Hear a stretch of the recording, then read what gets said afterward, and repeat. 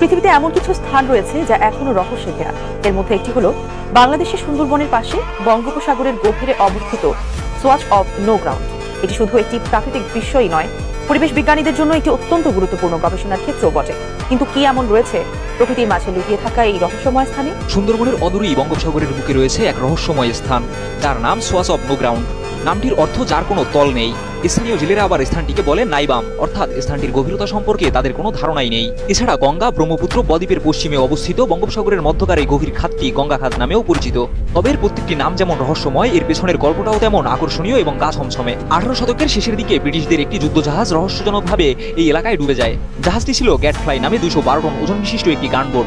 এটি ভারত থেকে ইংল্যান্ডে বিপুল পরিমাণ ধনরত্ন বহন করে নিয়ে যাচ্ছিল, যার খোঁজে এসেছিল দেশটির আরও কয়েকটি জাহাজ। কিন্তু জরিপ চালিয়ে ব্যর্থ হয় তারা। জাহাজটির কোনো চিহ্নই খুঁজে পাওয়া যায়নি।